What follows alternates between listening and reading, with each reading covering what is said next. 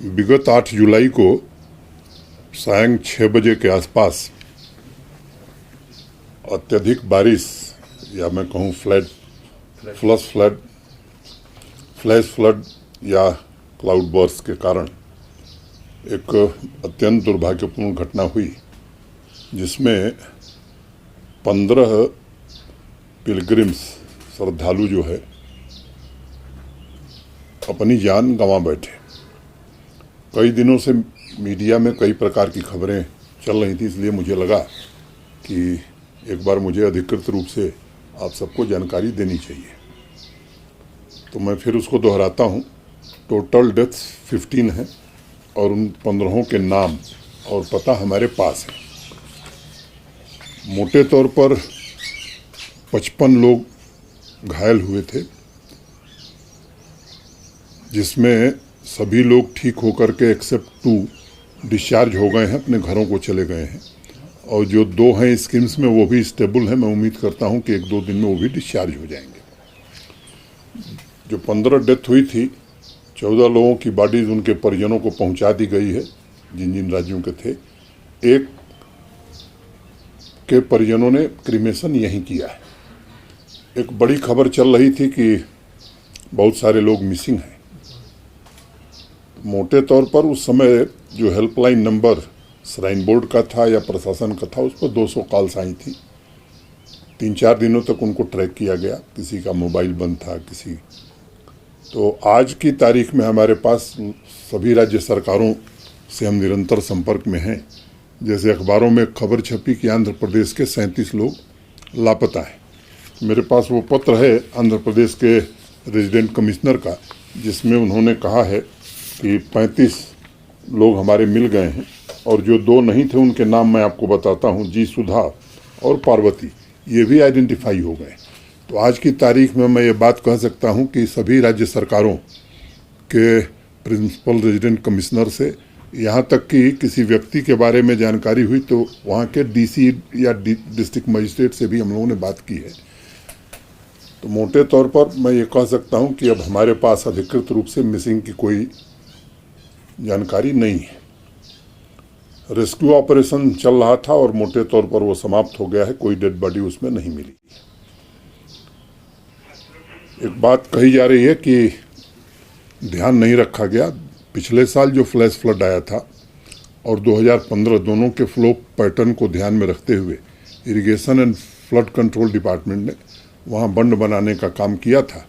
और मुझे लगता है कई विशेषज्ञों से मैंने बात की है कि अगर वो न बना होता तो शायद दुर्घटना थोड़ी और बड़ी हो सकती थी। एक प्रश्न उठाया जा रहा है कि यात्रियों की संख्या को बढ़ाया गया है। ऑनरेबल सुप्रीम कोर्ट ने एक विशेषज्ञों की समिति बनाई थी और उस समिति की चर्चा के आधार पर कितने पिलग्रिम्स दर्शन करेंगे ये फैसले लिए जाते रहे। 2 साल पहले तक 7,500 लोगों की अनुमति होती थी दोनों रास्तों से, दोनों तरफ से। पिछले साल श्राइन बोर्ड ने व्यवस्थाओं में वृद्धि की और उस आधार पर यह फैसला किया कि दोनों एक्सिस से 10,000 यात्री जा सकेंगे।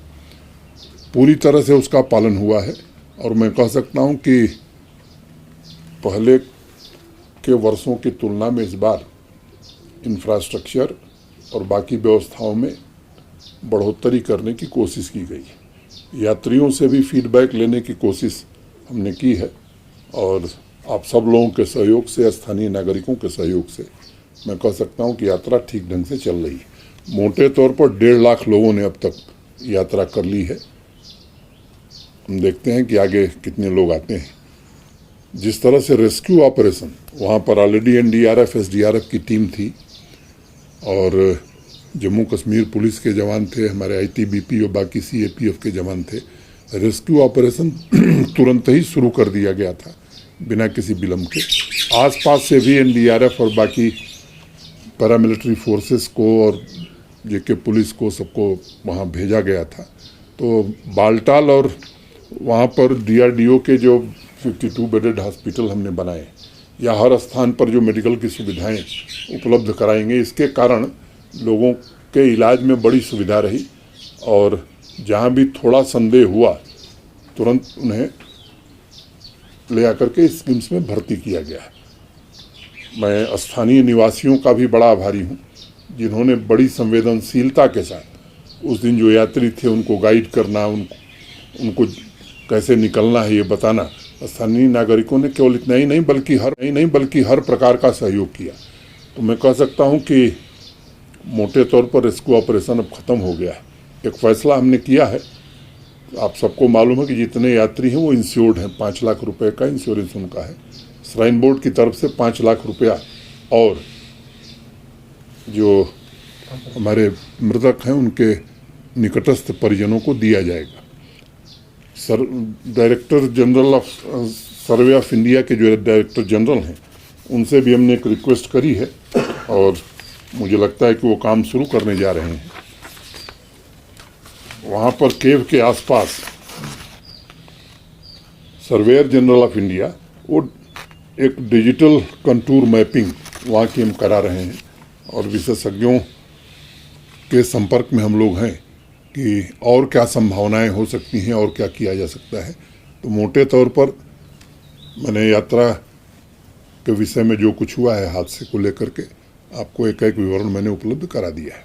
Thank you. कुछ जो बकरवाल पौनी वाला होते हैं उनमें से किसी की मृत्यु हुई या कोई मिसिंग है? लोकल्स की बात नहीं, कोई मिसिंग नहीं है, कोई डेथ नहीं हुई है। 1-2 लोगों को चोट लगी थी जिनका इलाज हुआ, वो वापस घर चले गए। सर, क्या ऐसा कुछ है कि पवित्र गुफा के पीछे कोई वाटर बॉडी डिटेक्ट हुई है जिस पर काम अब ये जानकारी मुझे नहीं है, हमारे इंजीनियर्स को नहीं है, देश के विशेषज्ञों को नहीं है। किसी को है तो मैं कह नहीं सकता हूँ। मैं कुछ विशेषज्ञों को लगा करके इसका अध्ययन कराने का फैसला किया है।